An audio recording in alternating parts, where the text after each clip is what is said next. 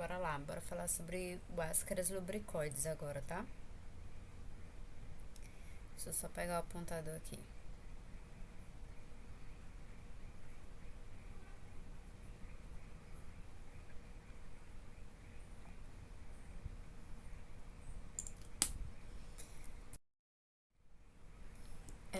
Isso foi um caso que aconteceu, né, de um paciente de 60 anos que ele vinha com queixa de dor abdominal. E aí tentou-se de tudo, vários tratamentos, foi fazer uma colonoscopia e foi visualizado um ascaris de 20 centímetros, né, na colonoscopia. A moral da história aqui só é a seguinte, né? Muitas vezes a gente esquece de dar o diagnóstico mais simples. Esse paciente, provavelmente, o médico deve ter imaginado mil e uma possibilidades de diagnóstico, né? Mas só fazendo a colonoscopia que viu que foi uma das doenças mais simples e mais comuns que a gente tem. Tá? O ascaris, ele é um aumento intestinal mais comum que a gente tem, tá? E aí a gente precisa valorizar também essas doenças. A gente mora num país que tem muitos casos de falta de saneamento. Nos países que tem saneamento adequado, né, os países mais desenvolvidos, a gente já não encontra mais casos de ascaris. Mas a gente ainda encontra casos de ascaris do Brasil devido ao seu tamanho e por ser ainda um país em desenvolvimento, tá? Então a gente ainda encontra casos de ascaris. A transmissão é da forma bem simples também, oral, fecal oral, né? Quando a gente vai e consome alimentos, água contaminada, eu estava com a mão no solo contaminado e levou o ovo que saiu nas fezes, né? Então levou o ovo na boca, tá? O ascaris, o ascaris lubricoides, né? Ele é encontrado no homem e tem outra espécie que é o ascaris sum, que é encontrado nos suínos. Olha ele aqui, saindo do suíno, né? Já existiu casos de conhecimento de infecção cruzada, que é quando o homem se contaminou pelo ascaris sum e o suíno pelo ascaris lubricoides. Mas, em geral, homem só se contamina pelo ascaris lubricoides e os suínos pelo ascaris sum, tá? Não tem uma infecção cruzada entre eles, apesar de já ter tido relato de casos. Mas, em geral, não. O homem ele é o único hospedeiro também do ascaris lubricoides, tá? Então, ele é o hospedeiro definitivo e é dentro dele que ele vai fazer toda a parte do seu ciclo. É só dentro do homem. A gente tem o ascaris, ele tem ampla distribuição geográfica e ele também é conhecido como lombriga ou bicha, né? Vocês já ouviram o Vasco falar da lombriga. Ela tem as formas de macho, fêmea e o ovo, né? E uma larvinha também. Eles são vermes cilíndricos, longos, robustos, né? Grandões, assim, gordinhos. Tem a extremidade afilada. E o seu tamanho varia entre eles, tá? Mas a fêmea sempre vai ser maior do que o macho. Tá? Aqui tá o macho e aqui tá a fêmea. Aqui essa região é mostrando a boca do ascaris, tá? Da região anterior. Esse macho, aqui tá o macho, a sua região posterior. Ele mede em torno de 20 a 30 centímetros, tem uma cor leitosa. Tem lábios com serrilha de dentículos, vocês viram na foto anterior, né? São 3 laminazinhas, os lábios do ascaris. Tem testículos, filiforme, que é um testículo fininho e comprido. Tem esse espículozinho aqui que vocês estão vendo aqui, ó. Esse espículozinho é como se fosse um espinhozinho, é para acontecer a cópula. Tá? E uma característica que vai diferenciar o macho da fêmea é que essa parte posterior do macho, ela é encurvada, forma uma curvatura na sua face ventral, tá? Para a face ventral. Então, aqui seria a face ventral dele, ele vai formando essa curvatura e na região mais...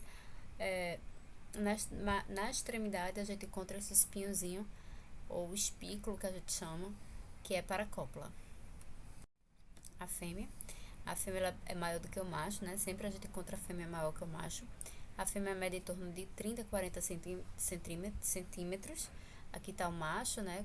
A gente consegue visualizar a diferença, porque ela tem essa região posterior, curvada. na fêmea não é curvada. E a gente vê inclusive que ela é mais gordinha também, né? Mais robusta do que o macho. Ela também tem cor, boca, aparelho digestivo, tudo igual ao do macho. Só que sua extremidade posterior ela é mais retilínea, e a do macho é curvada. Vocês podem ver, ó, aqui abriram, né, o ascaris fêmea, e ela tem vagina, essa é a vagina do ascaris, esse é o útero do ascaris, tá? Aqui é todo o sistema digestivo dele, o intestino. Então ele é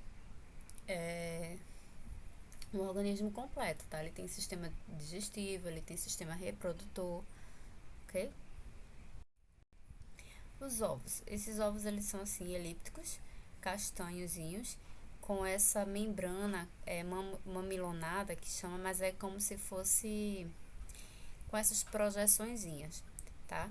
Essa cápsula bem espessa, que é de quitina também, e com isso ele consegue sobreviver no meio ambiente. Então a gente vê que ela tem uma cápsula bem mais robusta, né? Grande assim, coberta de quitina, que vai conseguir sobreviver no meio ambiente.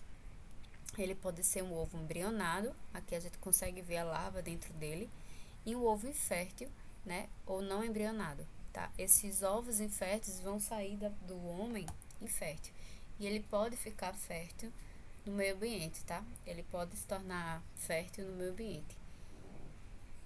E aí, no interior dele tem essas células germinativas que vão começar a dar origem à larva. Os ovos é a forma de infecção para o homem. Elas ficam no intestino delgado, os vermes adultos ficam no intestino delgado, lá no jejum e no ilho, e podem migrar através das mucosas na forma de larva, porque antes de chegar como verme adulto, eles se tornam larvas. E aí, como larvas, eles conseguem entrar dentro da mucosa do intestino e migrar para os outros órgãos, né? Essa é uma historiazinha bem bonitinha mostrando ascaris, uma história de amor. Olha a larva que bonitinha, saindo do ovo. Ah, muito fofo. E aí como é que começa, né? Tem um homem contaminado e aí ele defeca no chão. A gente vê também que é questão de educação sanitária, né? Porque às vezes até tem tratamento de esgoto, tem banheiros, mas o banheiro também pode estar muito próximo, né? Isso na questão da escutosomose. Mas às vezes tem só o local ali, né, para poder fazer as fezes, defecar, e não tem todo o tratamento de esgoto. E aí ele tá defecando e aqui os ovos do ascaris. E aí aquele local ele pode estar contaminado e contaminar também hortaliças, frutas, verduras, né? Então aqui tá o ovo, tá? Embrionado, germinado. Aqui tá o ovo infértil, desculpa, e ele vai se tornar embrionado, tá? Ele pode estar começa dividindo, né, as células por mitose até formar uma larva. E essa larva aqui, que quando a gente se contamina com o ovo, é nessa larva aqui que ela vai infectar nossas mucosas. E aí, ó, tem outra pessoa brincando na área de lazer, jogando bola, por exemplo, a bola bate nas fezes, aí ele pega a bola que ali tem as fezes com as larvas, né? E aí não lava as mãos, vai comer, né? Vai fazer um lanche e aí tá ali, ó, na mão infectada ou até no alface. Tem vários estudos que mostram que o alface, ele é a principal, né? A principal verdura que a gente encontra a maior quantidade de ovos de vários alimentos, é o alface. Então, sempre quando vão fazer estudos parasitológicos, sempre fazem no alface, porque ele é o mais encontrado. E aí, esses ovos, quando chegam no intestino, libera as larvas que estão aqui dentro, tá, dele. As larvas vão cair na mucosa intestinal, vai para fígado, pega a veia, vai para pulmão, vai para faringe, vai para brônquios, tá?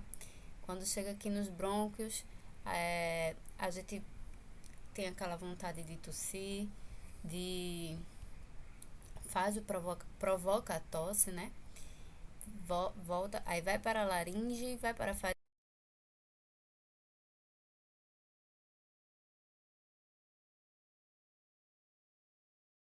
esôfago, estômago e intestino. Aí quando chega aqui no intestino, se transforma nos vermes adultos, macho e fêmea. Lá no jejum, eles vão se acasalar. Vocês viram que o macho tem uma espículazinha e a fêmea grávida, vocês viram que ela tem útero.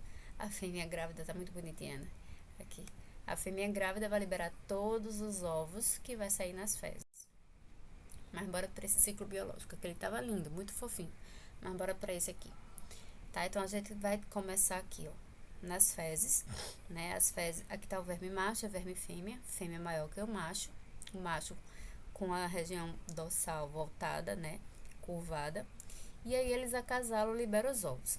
Os ovos inférteis vão ficar aqui se desenvolvendo no meio ambiente. Se a gente se contaminar com ovo fértil, a gente não vai ter infecção, tá? Porque não vai ter a larva para se desenvolver. E aí o ovo fertilizado.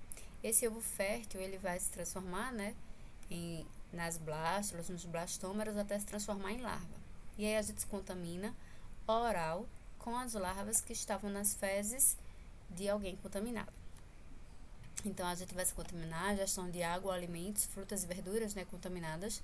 A gente introduz o ovo do ascaris no tubo digestório, passa aqui pelo estômago, chega aqui no intestino delgado, cada ovo vai liberar as larvinhas. Cada larva vai penetrar no revestimento do intestino, tá? Cai na corrente sanguínea, atinge fígado, atinge coração, pulmão. No pulmão ele vai sofrer algumas mudanças de cutícula e aumentar de tamanho. Permanece nos alvéolos pulmonares, né? Pode causar sintomas semelhantes até de uma pneumonia. Sai dos alvéolos, vão para os brônquios, traqueia, faringe e laringe. Aí dá aquela sensação de tosse, né? De querer escarrar, mas a gente deglute. E aí ele vai para o deglutindo esôfago, estômago e intestino. Onde chega no intestino, se transforma nos vermes adultos macho e fêmea. Quando chega no verme adulto macho e fêmea, acontece o acasalamento, a fêmea grávida libera os ovos. Como está no intestino, os ovos vão cair nas fezes.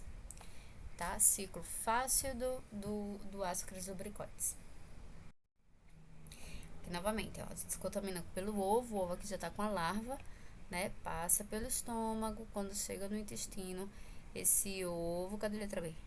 Esse ovo libera as larvas. Larva entra na mucosa intestinal, pela mucosa, fígado, coração, pulmão. No pulmão ela se modifica, né? Forma uma modificação da larva pela cutícula, libera a cutícula e ela vai aumentar um pouquinho de tamanho.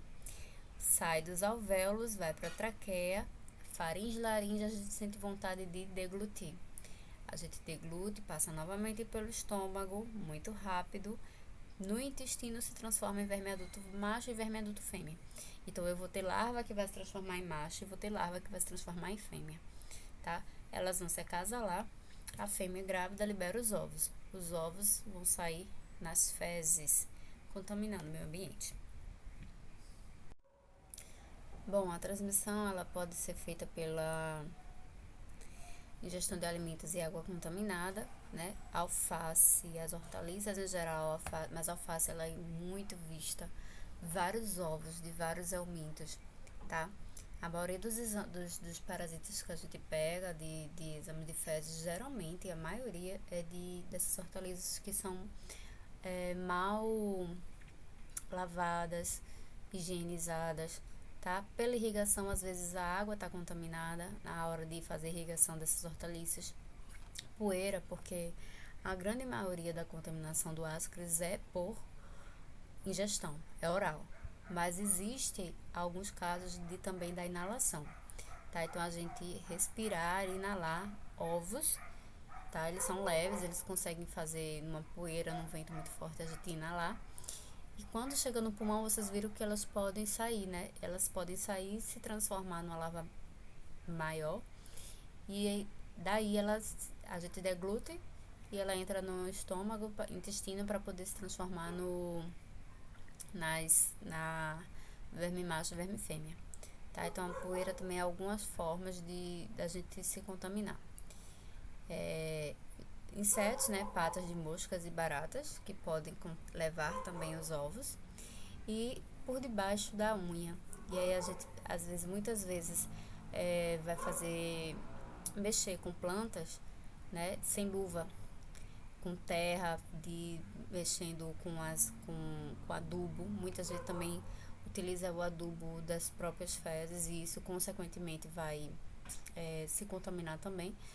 Mas você também mexer com adubo, sabe? Minhoca também. Minhoca também pode também ser um dos vetores, ok? E aí fica o depósito ó, embaixo da unha, os ovinhos. E aí a gente bota a mão na boca, vai roer unha e tudo mais, se contamina. Bom, aí a gente tem a patogenia, né? Vai depender da intensidade dos sintomas, né? Os sintomas que a gente vai ter, se é mais assintomático, mais grave, vai depender do número de parasitas. Vocês viram que é muito difícil a gente se contaminar com um ovo só, tá? É muito fácil a gente se contaminar com vários ovos ao mesmo tempo. E aí a gente vai ter as formas mais graves. Vai depender da imunidade, vai depender de idade, de todos aqueles fatores que sempre vai prevalecer em doenças parasitológicas, tá? Mas existe, é, mas pode acontecer. E o que é que a gente vê em relação à sintomatologia, né, do parasita, é que elas podem causar lesões hepáticas quando as larvas chegam no fígado, elas podem causar fibrose, podem causar necrose, devido ao local ficar com a larva e nossa célula de defesa tentar formar ali, tentar matar e formar uma resposta inflamatória danificando o tecido. E lesões pulmonares também, porque vocês viram que eles também fazem uma fase de vida no pulmão, lá nos alvéolos, e pode provocar lesões pulmonares também.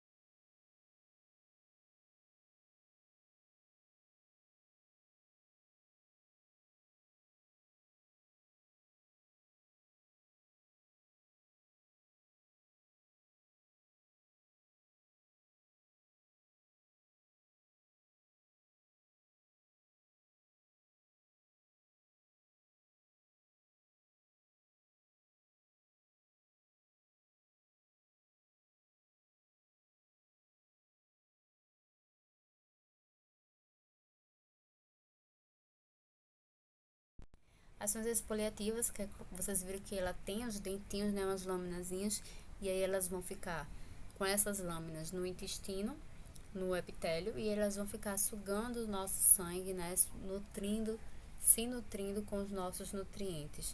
Então é uma ação exfoliativa, elas também têm essa ação exfoliativa do hospedeiro.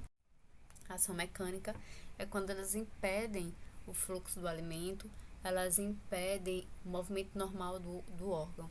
Então, imagina um intestino, né, um cólon, com vários ascaris.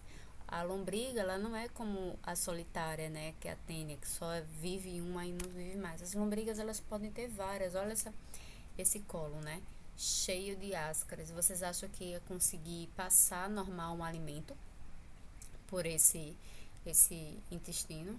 Vocês acham que ele vai conseguir absorver os nutrientes normais com a quantidade de ascaris que tem? Tá? Então, olha, aqui tá aberto, né? O cólon aberto e todos os ascaris, a quantidade de ascaris que foi extraída. Aqui um caso, né, de um jovem, de uma criança de 3 anos, com distensão abdominal, vômitos e paradas nas evacuações. Aí foi iniciada uma reposição hidroeletrolítica e iniciado um tratamento. Não houve melhora do quadro e esse paciente passou então a prestar palpação abdominal, sinais de irritação peritoneal. Quando foram fazer exames, né, e partir logo para a cirurgia, quando viu a questão, ó, já estavam abrindo aqui, olha quem tá saindo aqui, tá? Então, olha, já começando a visualizar, ó, quem tá saindo daqui. Olha aqui, ó. Olha ela. Aqui. Vocês acham que é só essa que tá saindo aqui? Olha essa aqui. Quando abriram, ó, olha a quantidade. Ok? Então, teve que ser feita a retirada do intestino, de uma parte do intestino da criança e de uma pessoa que esteja nesse ponto, né, de infecção. É feita a retirada de uma parte do intestino. Olha a quantidade de vermes de parasita do Ascaris que sai.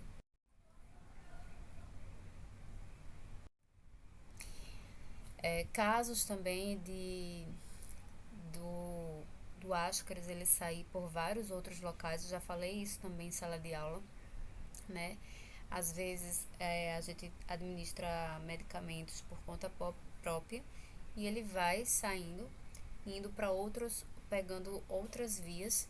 Então aqui ele saiu pelo canal nasolacrimal, tá? Nesses casos, a gente já falou sobre isso também, casos de parasitas erráticos, quando ele vai para local que não é o seu habitat normal, né? Então, não é o normal dele, tá? Ele ir para um canal nasolacrimal, mas isso, ele pode acontecer, ele pode pegar esse caminho. E aí foi retirado, tá? O tamanho da ascaris depois da retirada. Ele pode, ó, ir para outros locais, como eu falei. E aí a gente tem aí a localização ectópica, né? Uma localização errada, o habitat errado, não é o habitat dele normal. E eles podem também sair, por exemplo, ir para outros órgãos. Aqui ele está saindo pela boca e pelo nariz dessa criança. E já foi visto vários casos do Ascaris com a apendicite. Tá? Já foi visto um estudo aqui em 830 pacientes, onde 62% dos casos tinha o Ascaris e o Trichuris. Trichuris vocês vão ver também que é outro parasita que dá muito em criança também, tá? Mas o Ascaris também é o mais encontrado.